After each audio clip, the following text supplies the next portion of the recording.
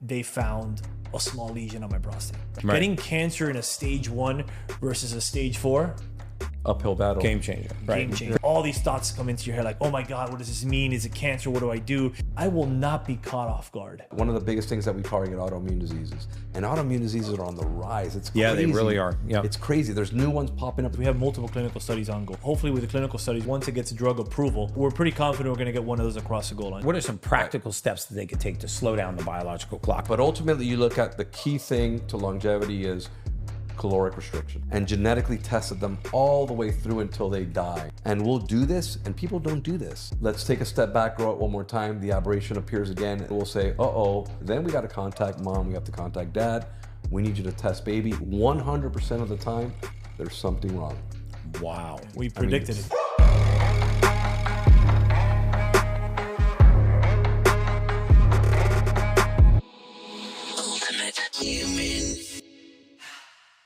Hey guys, welcome back to the Ultimate Human Podcast. I'm your host, Gary Brecka, human biologist, where we go down the road of everything anti-aging, longevity, biohacking, and everything in between. And today we are going down the longevity and biohacking road in a brand new direction. I've invited two guests onto the podcast today. I'm happy to call both of these guests close friends of mine. We've had a long working relationship. They're two of the most intelligent human beings in the entire industry. I can't wait to delve into the nuggets of wisdom that they're going to drop on the podcast today. First, Dr. Rafael Gonzalez is a PhD in anatomy and neurobiology. He spent the last 20 years in the sector of regenerative medicine and lately has had an intense focus on keeping a healthy immune system and slowing down the biological clock both inside and out. And I know all of you are interested in slowing down the biological clock, so stay tuned, maybe even take out a pen. And I've got Brian Pla, a very good friend of mine. He is the president of JuveXO. They're a manufacturer of exosomes. And if you don't know what an exosome is, then stay tuned because you're going to want to know what exosomes are. You've probably heard of stem cells, but the next generation of treatments in the biologic world is exosomes. And they have so many uses that we're going to go down the road of what we're using them for and how they might benefit you on your anti-aging longevity journey. So welcome to the podcast, guys. Dr. Gonzalez, great to see you again. Thank you very much, Brother, Gary. it's great Pleasure. to see you too. Yeah. Another day at the office. Yeah, another day at the office. But Yeah. you know what's been amazing about this journey, I kind of go around the world and I find all these anti-aging, longevity, biohacking experts. But Dr. Gonzalez, you have kind of a unique expertise in the world of biologics. So for those folks that are listening that don't know what biologics are, don't know the difference between a stem cell and an exosome, and certainly how these things might impact biological aging. Everybody's interested in healthy immune systems. Yep. and turning back the biological clock, as you say, both inside and out. So tell me a little bit about what can people do to turn back the biological clock?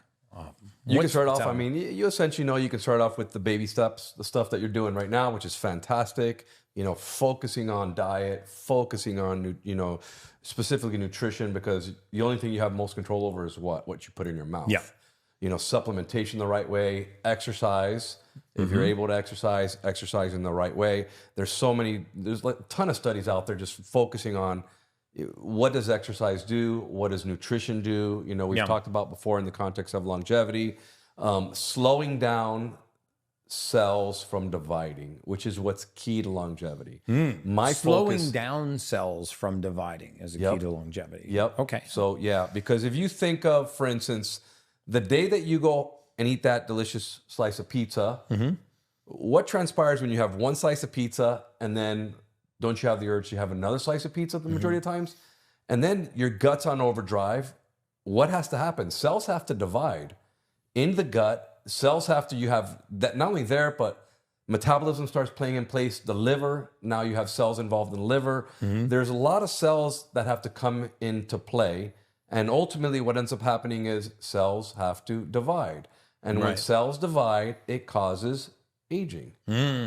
Remember, every cell in our body only has a finite amount of divisions. At one point, they become what everybody calls a senescent cell or a zombie cell. Right. Occupy space, cause havoc, cause cancer, autoimmune diseases, all neurodegenerative diseases, cardiovascular disease, all this. This is general aging. Right. And you slow down basically the cell division and you get to where. So what are some practical ways? So, not eating pizza and junk food, fried foods, high glycemic carbohydrates, processed foods. I get that. But if you're listening to this podcast and you're like, how do I put a longevity plan in place for my nutrition or for my activities? Because I think there's so many options out there now. There's cold plunging and there's red light and there's oxygen and there's, half the, internet is telling you to do cardio. Half the internet is telling you to do weight training. Some say only carnivore. Some say only raw food vegan. Some say only vegetarian. Some say paleo, keto. What's your opinion on what an average person could do to slow down the biological clock? Like what are some practical steps that they could take to slow down the biological clock? And then, of course, I want to get into some of the things that they have access to maybe that are cutting edge in the stem cell and exosome world. I mean, one of the first and easiest things is fasting. We all know this because what happens when you fast is basically you slow down cell division. The body just basically goes into a mode of, wait a second, I need to stop, I need to slow down, and I need to conserve and preserve what I have right now. So what does that require? It basically requires, number one, cells are not going to divide. They're going to communicate with each other, which are exosomes, these bioactive molecules, and they're going to basically say, whoa, wait a second, we're going into preservation mode, we're going to stop division. And another thing you look at in the context of aging is basically IGF, insulin growth factor, which is also, everybody knows it as, for instance, you can raise IGF using growth hormone, but at the same time, that causes excess cell division. All the studies... So you're kind of borrowing from your future. Correct. Using to feel good now. Growth hormones, so you get this short-term benefit, and you're just, eventually the future is going to show up. Yes. Okay. And you can no longer borrow. You can no longer borrow. And at one point, you can no longer borrow, which is the key point of all of that. Yeah. So slowing down cell division is number one. Number two is maintaining the key of everything that is in our body. What is everything formed? When you put a piece of food in your mouth, anything, it doesn't matter what. Ultimately, it all goes down to glucose. It's got to be formed consistently when you are basically breaking down food. No matter how you do it, whether we talked about keto, whether it's vegetarian diet, whether it's a vegan diet, all of it ultimately forms one thing, glucose. Maintaining that glucose level is the key to success. Because when you have maintaining a spike, it at the appropriate level. correct. Right. When you have that spike, what transpires? Metabolism kicks in, cell division kicks in, and you have issues. So overall, you're a fan of lower glycemic diets, lower sugar diets, Correct. maybe not necessarily being all keto for the rest of your life, but lower glycemic diets, which you could accomplish with a vegetarian diet, a vegan diet, carnivore diet, obviously a keto diet. Paleo diet. Yep. So you would be less of a fan of following a diet category than maybe a diet strategy of just being low glycemic. Am I right? You're 100% on. And the other thing is, no matter what, at some point you have to challenge the system. So all the studies that you look at of individuals that are over 100 years of age, all of them have one thing in common. They've all basically did some form of caloric restriction. Whether it be what we just discussed is basically, it can be a keto diet, it can be even a low carb diet as long as the carbs are correct. It can be a vegetarian diet, but ultimately you look at the key thing to longevity is caloric restriction. Okay. Because, we did, I had about 50,000 people that joined me for a 3-day water fast last month. You were actually a guest on the water fast. And we started talking about what happens in the body when you actually do a 3-day water fast, when you actually deprive the body of food. And people are like, I can't not eat for 3 days. And what was astounding was the vast majority of people, more than 90% of those 50,000 people, made it all the way through the 3-day water fast. And I tried to describe some of what was happening in the body. And we talked about cellular senescence, these zombie cells. And is it appropriate to kind of say that the body eats itself from the weakest part forward? Is that a good analogy? Or how would you describe what happens when we go into a prolonged fast? And by prolonged fast, I'll just say 3-day water fast, for example. Number one, for instance, is if you think of the cells, every cell in your body has some form of waste somewhere along the line. that waste will be consumed as energy. So that's a form of autophagy. So it's basically cleansing the system, cleaning the system of what's transpiring. If you look at studies, there's actually documented studies out there that actually show that you can have cancer basically go on a fast. And if you think about it, it makes sense. What does cancer feed on? It feeds on sugar.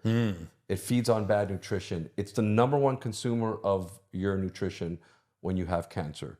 Wow. If you think of halt the eating, what is it going to do? You're going to starve that cancer. You're going to slow down that progression. Because it's a shift in cellular metabolism, right? It's a healthy metabolic cell becoming a sick metabolic cell. And I know that there's evidence that sick metabolic cells can actually go back to being healthy metabolic cells, where we can even get rid of these sick metabolic cells. But what's making the decision? Like, is it the immune system that's going into the body and saying, okay, well, we don't have any food, so we don't have an external fuel source, so we got to turn internally, and we got to figure out what we're going to eat, and we got to eat ourselves. So who's making that decision? Is it the immune system? One of the keys is the immune system, and there's probably nothing more important than that. That's our focus actually at our company, is what we actually look at, working on the immune system, maintaining immune health. Every single disease in the body has an immune component to it, has whether it be a pro-inflammatory or an anti-inflammatory component to it. Because if you look at the context of aging, all of it talks about what's called inflammaging, is when you're in a chronic inflammatory state. People that are obese have a bunch of other diabetes, all these other comorbidities. Atherosclerosis, arterial sclerosis. They have all these issues are essentially are in a chronic inflammatory state. And you look at specifically, there's 3 key markers that you can actually look at. You know, you look at HSCRP, you can look at TNF alpha, which is one of the strongest controllers of the immune system, of the pro-inflammatory, that inflammatory immune system. And then you look at interleukin 6. Those are the 3 ones that you actually look at. And if those are elevated, you are at risk of having some form of cardiovascular disease, neurodegenerative disease, something that is in the context of aging. So somebody wrote those down and said, okay, I'm going to go talk to my doctor about looking at those 3 markers. Would an average physician know that those 3 markers? They can send out panels for that, absolutely. Okay. Yes. And then you get that panel back and 1 or 2 or 3 of these are elevated. What's the action step? You got to start off with number 1, we just talked about, is what are you missing as far as supplementation? What are you missing in your diet? What are you taking? The same diet's not equal for everybody. Everybody's completely different. Somebody can tolerate a vegetarian diet, another one can tolerate a keto diet, another one can, tolerate a vegan diet. It just depends on the individuals. We're all unique. And we have to find, that's why a lot of the testing that you do will help find those parts, that what is ideal for that individual to slow down that basically chronic inflammatory state and keep the immune system in check. Okay. Because if you don't keep the immune system in check, guess what? We're not talking about if you have a pro-inflammatory response, you're going to age, you're going to cause all these issues, which is called inflammaging. But guess what? If you don't have that appropriate pro-inflammatory response, what happens? The immune system can now pick up that mutated cell. So some inflammation is good because it actually allows the immune system to identify it. All cancer patients that we look at, guess what they have? An exhausted immune system. Really? Yep, they have an exhausted immune system, and they have a really high profile of something called interleukin 10, which is an anti-inflammatory cytokine that helps keep it like, I need to heal, I need to heal, I need to heal, I need to heal. But guess what? There's no attack. There is no killing transpiring. There's no pro-inflammatory response. So the immune system doesn't really notice that this metabolic shift has happened in these cells, and it's sort of leaving these cells alone, even though they're sick or cancerous. Correct. Doesn't recognize them, doesn't see them, doesn't know how to kill them, doesn't know how to attack it because it doesn't have a functional immune system. But we can sharpen that immune system by putting ourselves into a caloric deficit or doing how long, if somebody's saying, okay, where would I get the biggest benefit? 24-hour fast, 3-day fast, 7-day fast? Is there a difference between dry fasting and water fasting? I can't imagine doing a dry fast, first of all. I couldn't either. I think, just no water, no food. Yeah. I mean, that's nothing. I'm like, at least I can have black coffee and some spring water with and a little bone broth. And a bone broth on the first day. And but again, when we did this 3-day water fast, I really wanted to introduce people to the simplicity of fasting. And I think, we looked at some of the history of fasting. Every major religion in the world is fasted, or incorporates fasting. Catholicism, Judaism, Buddhism, Muslims. I mean, they all have some kind of fasting component, and they fast for a couple of reasons. One, because they say it makes them sharper, more attentive to God, right? They're able to have it. So it's a spiritual reason, but a lot of them, also fast for health reasons. Right? They get these health benefits. So 3-day fast versus a 7-day fast, are there major benefits to extending from 3 days to 7 days? What's your opinion on that? My opinion is I think at some point you start wasting muscle. Okay. That's my personal opinion. I don't think it makes that much sense. I'm all about hormesis, is basically challenging for a positive impact. So challenging in the context of what we talk about, cold plunge, infrared saunas, lights, and fasting on a regular basis. Whether it be actually just caloric restriction through fast mimicking diets, things that actually don't basically basically raise your glycemic index, things that don't cause basically cell proliferation, slow down the system and challenge it frequently. So you are a fan of intermittent fasting. Intermittent fasting, yes. And what would you say is a good window? 12 to 8 hours of a feeding window? What's a good, safe, average window that somebody could use as an intermittent fasting guideline? I think for somebody that's interested in doing long-term fasting, the good start is, basically, I would say 16-8. Okay. Is a good start. Okay. To get used to it for a little while, and then 16 hours of fasting, 8 hours of eating. So 12 correct. to 8. So Yep. noon to 8 p.m., Right. let's Yep. say. And I think also the important thing about the fasting is keeping the body guessing, right? So it's not doing the same intermittent fast. So I think one of the strategies also, so you could maybe do 4 or 5 days of that 16-8, and then do one full feast and one full famine, right? Because the body's you have it kind of guessing on what that is. And that brings in that component of what they call metabolic flexibility, Correct. right? So you're not always doing the same thing all the time, so it doesn't get used to it, and you have some metabolic flexibility. So fasting and caloric restriction, one way to slow down aging, cellular division, autophagy, and maybe even take advantage of cellular senescence, meaning where we go in and actually consume the cells that might be sick or might make us sick, that metabolic shift where it's becoming a cancer cell.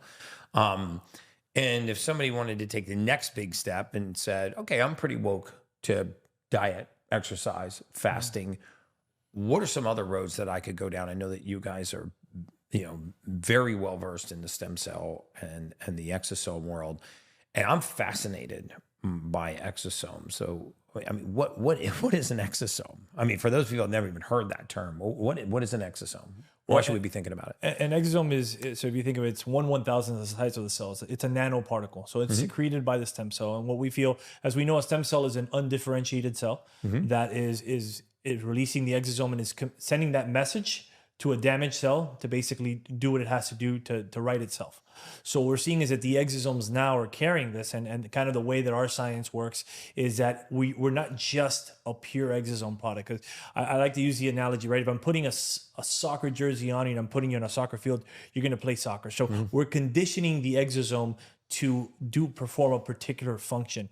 And in this case, we're promoting it for cosmetic purposes. So our exosomes are very rich in hyaluronic acid, collagen type 1, type 3, elastin, growth factors, and it secretes a peptide, which from those of you in the biohacking world is called LL37, which is a big antibacterial, antimicrobial, which is one of the reasons we feel it works very well on things like acne and that type of stuff. Blemishes. Works really well on blemishes of the skin also. So you can you take these exosomes, you spray them on, you put them in creams, do you microneedle them? Like, what can you do to put them into the skin? So we could deliver them a variety of ways. In fact, my joke is if I was going to have a third kid, I'd call him Exosome because I'm just so excited about that. We were calling it for a while in the lab. We were calling it liquid gold because we didn't have a name for it. Right. Before anyone got into that, like I think we're seeing the exosomes have gotten more mainstream. Right. But we didn't just jump into the space. We evolved into the exosome space because of our extensive history of stem cell research and the great science that this man has done. Right. So we just took a product that was a byproduct.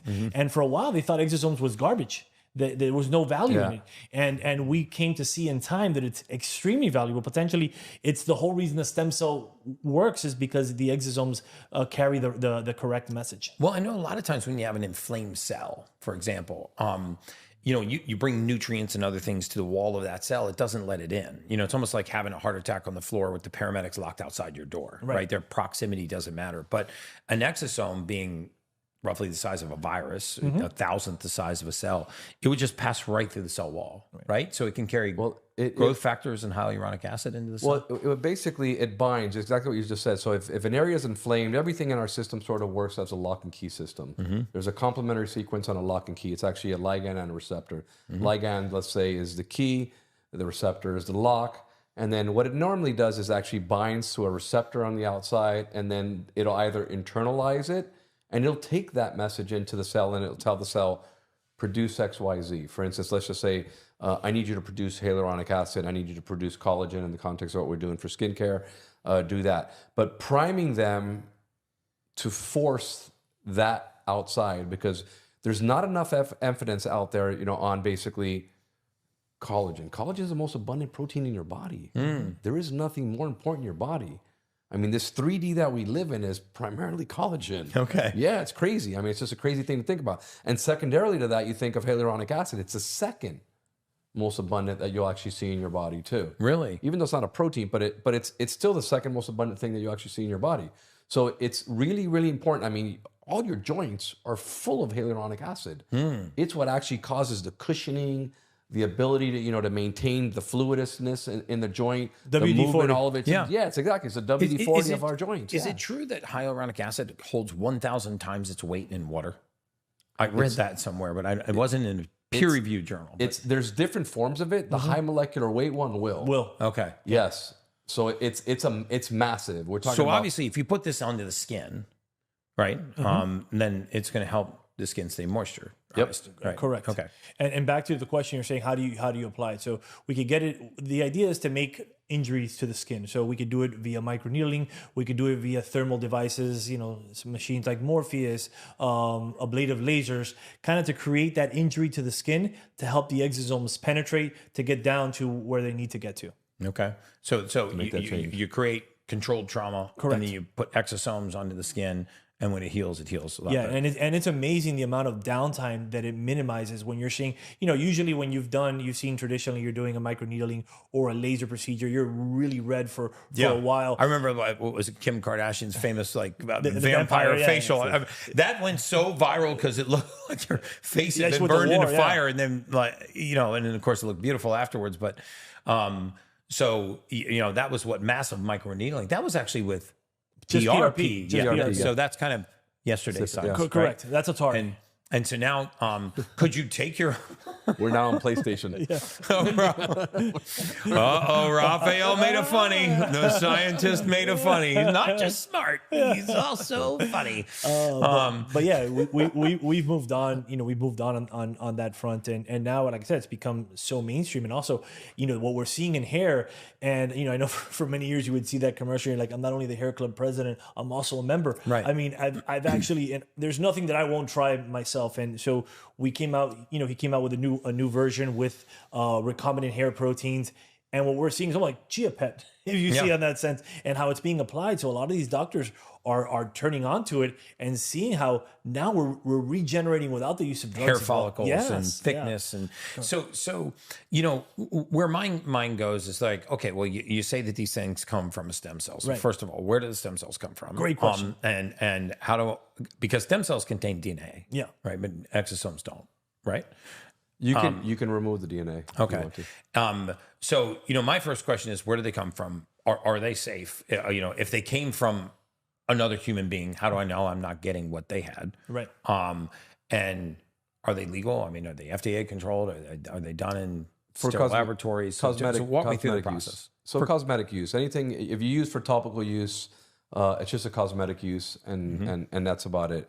It's just used topically, sprayed on. But where do they come from? Talk about the source, the stem cells, and how important it is. How do we get an exosome? Yeah.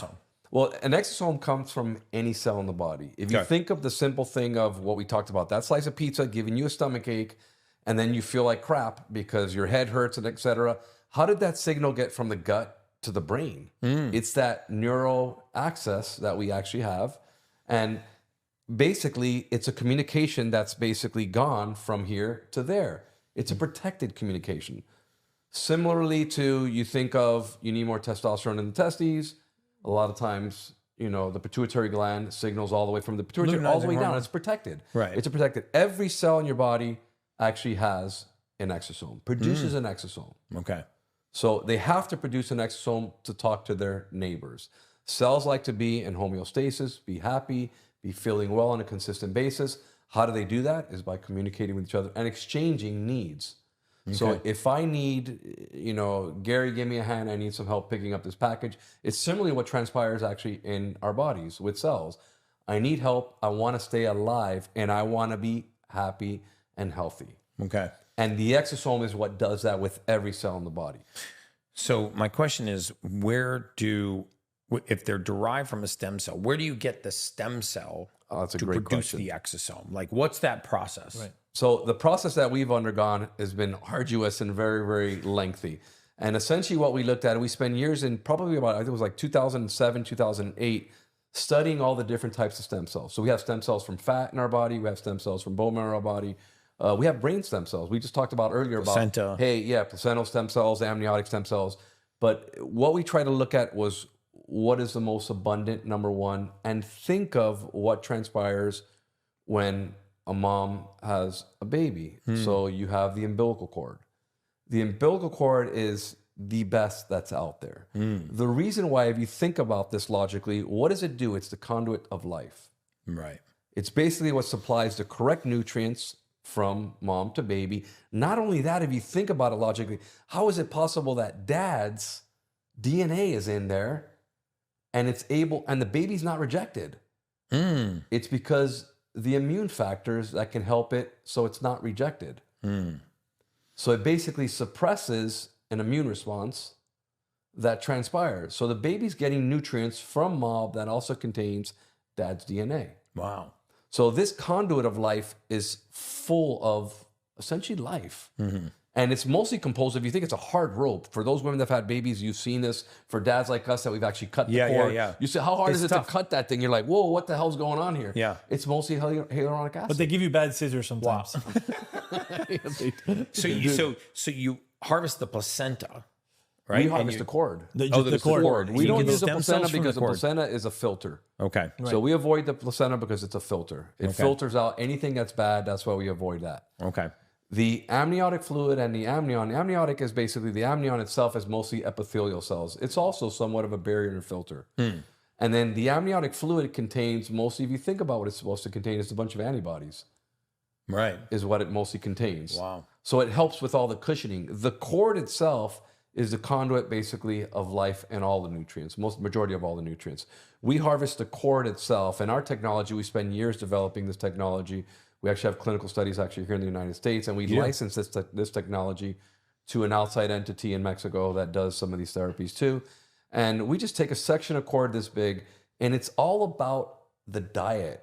What we ended up doing was putting these pieces of this cord, and we call it diet that you're going to put the stem cells in. that we're going to put, that we feed the cells. So that they grow, so that they expand the right way. So when you look at science, and for those that know cell culture, those that know science well, is what they would normally feed cells, and all cell types, skin cells, liver cells, that we would grow up artificially, that we grow up in petri dishes, they normally feed them a high glucose diet. And the reason being is, and you'll see this in culture, which is pretty neat, these cells will multiply like this. You just feed them the sugar and they're multiplying. You got the cells that you want. But what we did was looked at various different formulations of how do we slow down the aging process of the cells. And what we looked at is looking at telomeres in the cells. And for those that don't know what telomeres are, it's essentially, these are basically like the ends of the shoelaces on DNA. Yeah, they're the caps of a chromosome. On the outside of it, yeah. And then they unwind as the cell divides, and they're cleaved. A certain amount of base pairs are cleaved, and then they're rewound. And with time, your telomeres shorten. And then at some point, your telomeres are so short that you have something called critically short telomeres. And your age, you have neurodegenerative disease, heart failure, all these different diseases of aging. We looked at that carefully and looked at how our cells age. Have him guess what diet the cells Keto. Keto, low glucose, and so we you even put stem cells on a keto diet. we put them on. Yes, we put them cool. on somewhat of a caloric restricted diet and on a keto diet. And it ain't very very low glucose, and it ain't cheap. Yeah. That's the other thing. And we ran various different formulas, and then we looked at, especially in the context of the exosomes of what they're releasing, is how do we get them to release out more hyaluronic acid? The crazy thing is that you would see diabetics or individuals like us are looking at what happens when I eat a food. Let me check my glucose. Let me check my ketosis. We were doing this in culture and looking to make sure that the food was optimal, that there's no spike in glucose. Looking at glucose, from looking a at stem ketosis cell. from a stem cell Wow. to produce that product. Then we actually went above that and actually worked with a group at Cleveland Clinic and started measuring HA for us. We wanted to make sure that we have high molecular weight HA. We don't want the low one because that degrades High quickly. molecular weight hyaluronic acid. Hyaluronic acid, correct. Yeah. And we achieved it. That's where we captured that product. And then we put it in a phenomenal amino acid blend that works fantastic, and it maintains it really well. And we maintain it frozen. So you harvest the stem cell from the placenta, then you From take the that umbilical cord. from the umbilical cord, and then you grow put cells. that in a culture to grow it, and it's growing on a keto diet, so it must be it's under a certain type of stress. That stress produces high molecular weight hyaluronic acid, which is great for the skin. Yes. Growth factors, and then you take the exosomes from that media. And We take all of it. All of it. You take We all take of it. all of it because it's not only exosomes. Cells also basically secrete out, and we actually call it a secretome. So they secrete out different things. The 3D matrix, how do you think the 3D matrix is produced? You have cells everywhere. They're all bound together. They're all happy. And then there's a 3D matrix that's produced. A lot of that stuff is just secreted out, and it's actually produced. So we take that. But not only that, we've taken it a step further. When is your skin, besides when you're a baby, when does your skin look fantastic? When you're like 15 years of age, 19 years of age. Yeah. The cells that we produce, we have evidence, are about 15 years of biological age. Wow. That's when we capture those signals. So then you stop them there and freeze them? What do you do? Correct. We freeze them. Okay, and then somebody would take that vial of exosomes and microneedle it into their face, for example, and then that's going to help restore youthful. The practitioner will apply it. We've looked at, for instance, even the donors that we have, completely viral free. No Epstein-Barr virus, that's 85% of the patient population. No cytomegalovirus, that's about 80% of the world population too.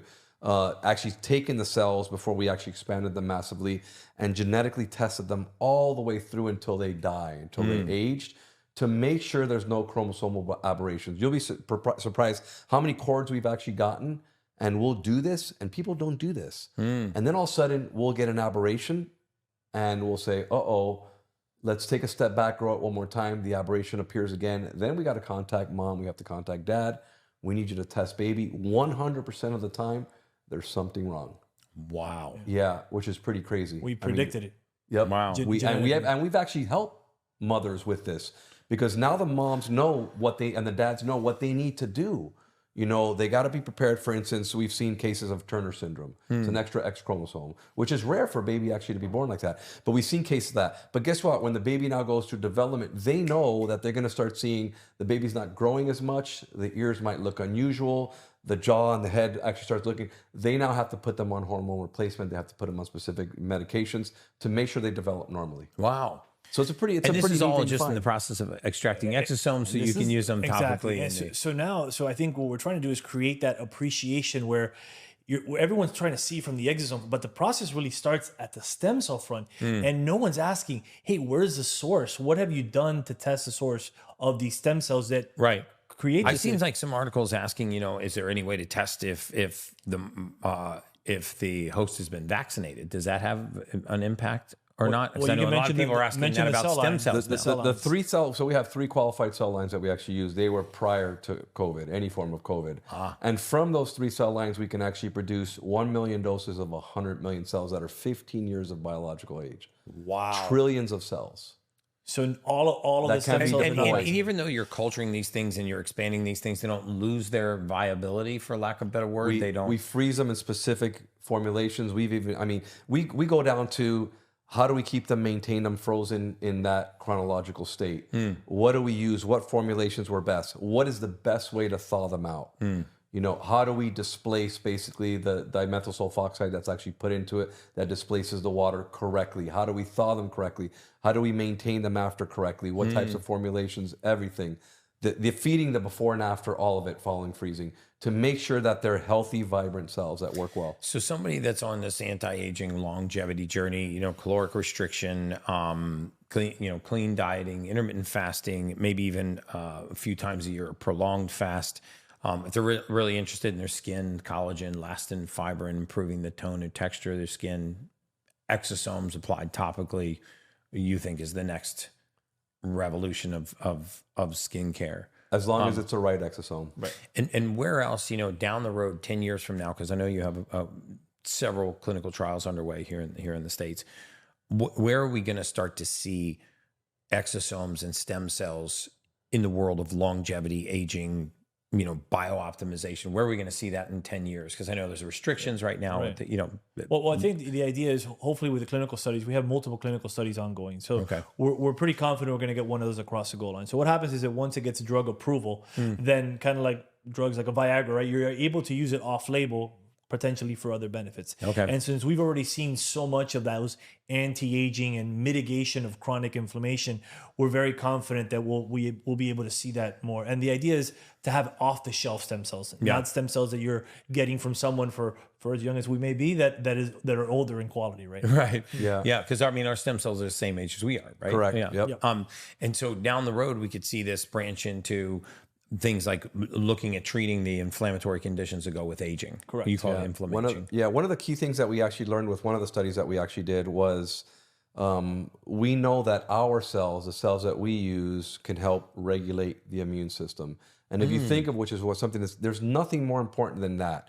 And when we talk about that, you talk about, remember, you have an immediate immune response, which is NK cells, natural killer cells, which we'll talk about in a little bit. Yeah. Macrophages, neutrophils, a bunch of some other cell types, dendritic cells, which is a fantastic cell that presents and basically orchestrates the entire army. But the secondary, the strong, massive response is T cells and B cells. But T cells either can be a pro-inflammatory cell, a regulatory cell, a suppressor cell, or an anti-inflammatory cell. One of the most important ones is that regulatory one. Why? Because what does it do? We talked about we have to have that balance. It regulates that balance. If there's too much inflammation, which you don't want too much inflammation, it'll regulate it and basically cause it to come down and cause the anti-inflammatory response to come up. Wow. So help regulate it. So it's so important to keep the system regulated, because if it's not, guess what? One of the biggest things that we target, autoimmune diseases. And autoimmune diseases are on the rise. It's crazy. Yeah, they really are. Yeah. It's crazy. There's new ones popping up. There's over 100 autoimmune diseses. Wow, I didn't know. I mean, it's a crazy number. There's over 100 of them. And what there's do new you ones that credit pop up. that to? Pesticides, herbicides, insecticides? Like, what I what think is it about modern day living? Because for the as somebody that studied mortality for decades, this is the first decade of our measured lifetime where life expectancy is going backwards. We've never had a decade where mortality tables are actually taking life expectancy backwards. I mean, what are causing this sudden rise in autoimmune conditions? I think we're seeing it. We're getting bombarded from all sides, right?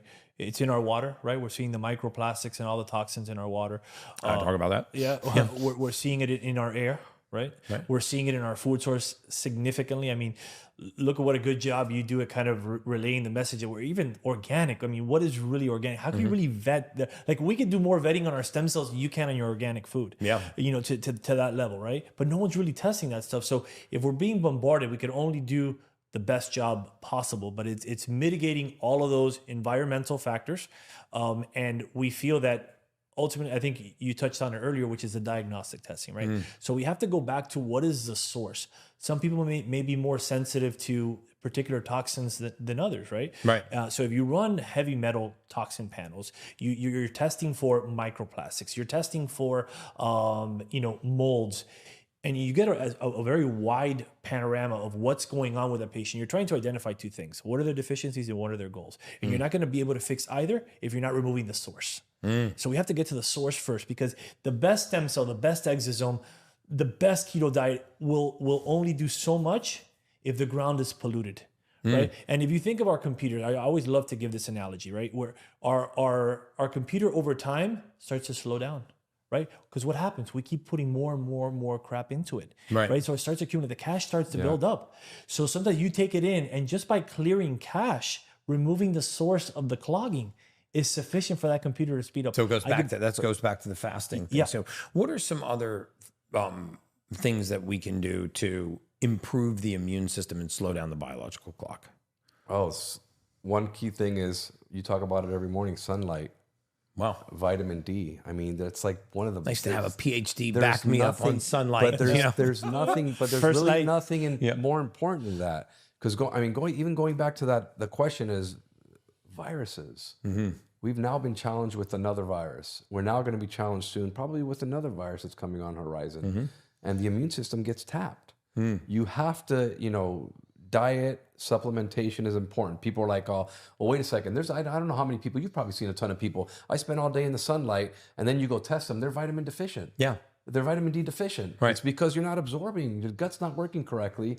You have gut issues. You got to fix the source, what you just said. Yeah. Find a way to fix the source so you can absorb those things. And if you can't absorb them correctly, hey, do an IV. Right.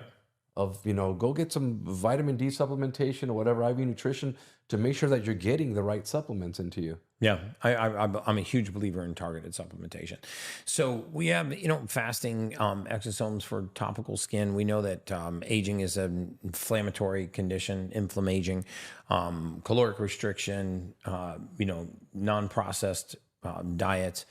But now this world of biologics, stem cells, and exosome, which I think has advanced more outside of the U.S., right, than it has in the U.S. 100%. Is that just be the regulatory framework? Regulatory environment here in the United States makes it difficult to do work here. And many countries out there are allowing stem cells. They're regulated in other countries. We actually gave our license to a place in Mexico, in Cancun, one soon to be in Cabo, that actually works with the cells that we actually use. And people think, first of all, where do you go on vacation? People talk about, I'm going on vacation to Cancun. I mean, it's, then some people say, well, wait a second, it's not safe. No, Detroit is not safe. And many places, Portland, Oregon is not very safe right now. There's a lot of places that are not really safe. In the United States, they're not really talking about these type of things. Yeah. But people go consistently. There's millions and millions of tourists that go hang out at the beach, and it's really not third world there. And I know for a fact, and I've taken so many people, and we've gone down there to look at facilities, and they'll be like, wow, these are state-of-the-art facilities. We got one of the original guys that has started working with some of the first MRIs. He went down there and he was like, why do these guys have, $2 million piece of equipment here in this hospital? Complete change of perspective. They see machines they don't see in the U.S., and it really changes that dynamic. I know medical tourism is big. It's down there. Yeah. And the vast majority of the doctors over there are American trained. They've done some form of, postdoctoral training, some form of, official training in the United States, speak perfect English. They know everything. They actually collaborate with American doctors on a consistent basis. So it's not like you're going to, people think, it's third world. Why would I go there for medical tourism?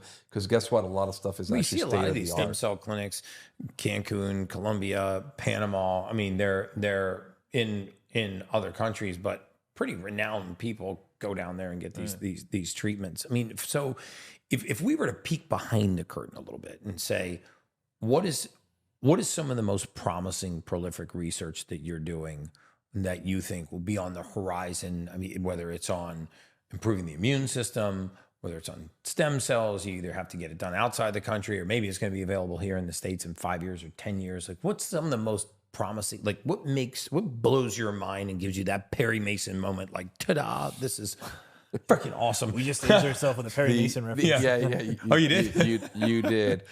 We published a paper in end of 2022 of something that we spent 8 years studying, and it's senescence, the zombie cells. And if anybody looks up natural killer cells, you'll type these things on. These are the first responder to a virus, to a mutated cell, and then to a senescent cell. This is mutated cell, which is a potential cancer cell. Okay, correct. So the first responders in NK cells. Is this. Unfortunately, as you age, these things also age, and they're no longer natural killers. They're dormant office workers, government workers, whatever you want to call them. I don't know. but they're not doing what they need to do. They're not Washed up attackers, police killers. officer, no gun. Whatever, yeah, correct. Can't do anything. Yeah, Okay. So these guys, these are the Navy SEALs of the white blood cells. Yeah, Okay. these are the guys that come in, attack, target, kill. And we actually took the line of everybody looks at cancer in the context of natural killer cells. We looked at senescence in natural killer cells. We were the first to look at senescence in natural killer cells. We published a paper last year. We actually got a patent on it about a year and a half ago. I read that on paper. this too. And what we showed is we can remove senescence in the immune system. But if people think about this, Wow. Meaning the zombie cells of the immune system. Yep. And you do that by turning the immune system safely on itself? Like what removes those cells? The natural killer cell. We take natural killer cells from you. We will actually grow them up, activate them, then put them back into you, and they will remove senescence. They will target and kill senescence. We can lower that senescence. But then people think, so what? You lower the senescence, what happens? Well, guess what? You now have the right signals because you only have a certain amount of cells in your body. The signals in the bone marrow now are saying, I need to release fresh, healthy cells in there.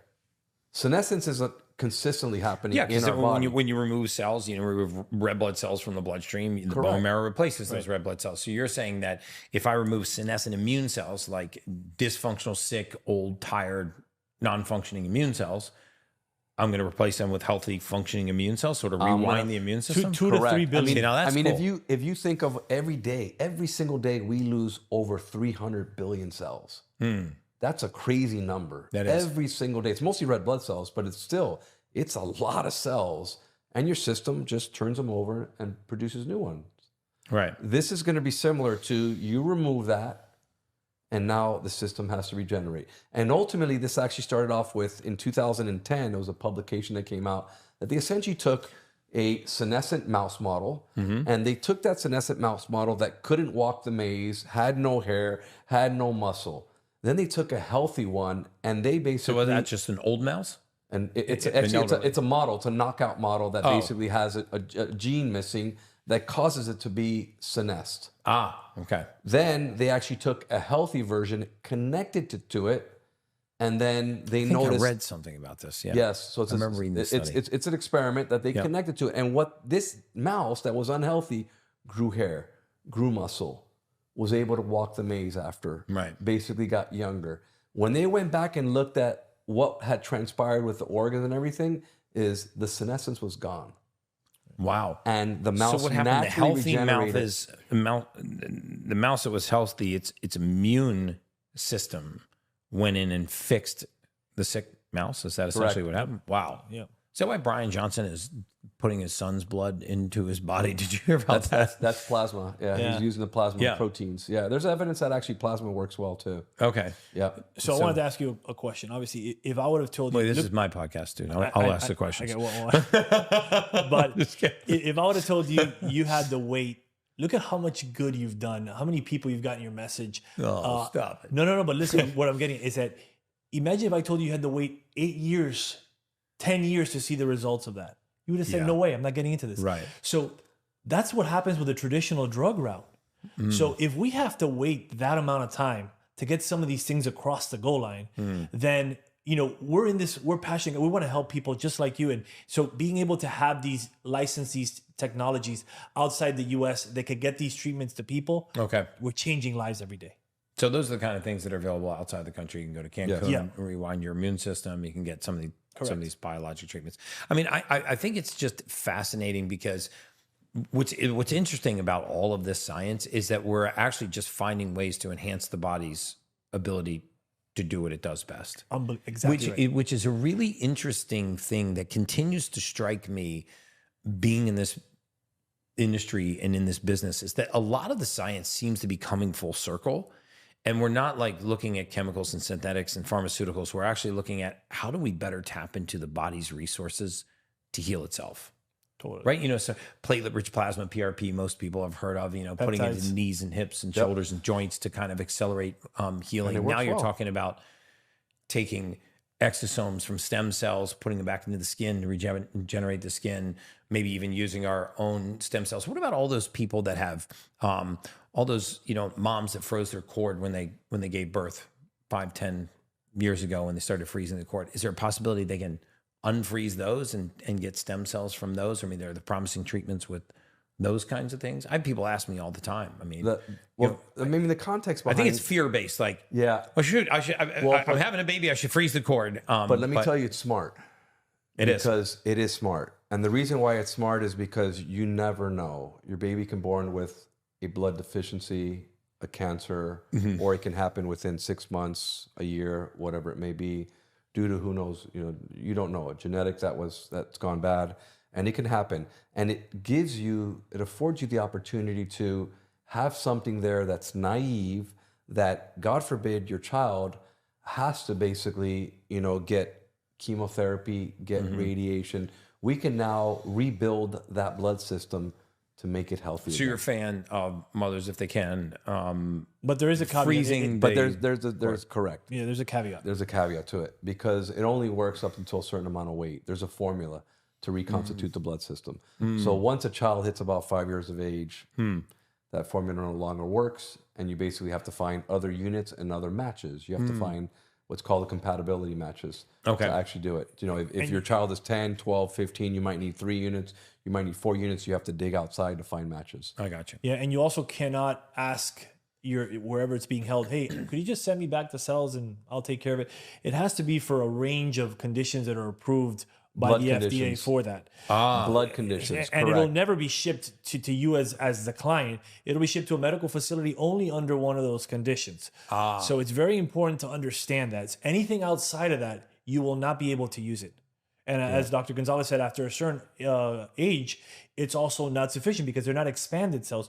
It's only you're really only collecting about 6 inches worth of cord or blood. But they can't unfreeze that and send it to a lab and expand it? No. So those cells, no. Those are basically the blood stem cells. It's sensitive. Yeah. There.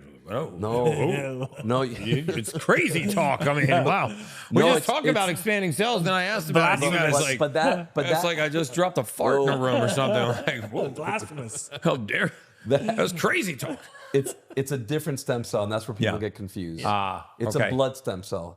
And blood stem cells, nobody has really successfully been able to expand the blood stem cell, which is actually the mother stem cell. They call it the mother stem cell. It's floating in your bone marrow. We have them in our bone marrow. And then they actually circulate outside our body. It's crazy because if you think there's evidence of patients that have cardiovascular issues. They have more stem cells floating in their system than we do if you're healthy. And why? If you think about it, is the body wants to repair itself, but the signal's not there to make that repair. Because if you would think that it would repair itself, then all you would do is there's a drug that you can take, Snupogen.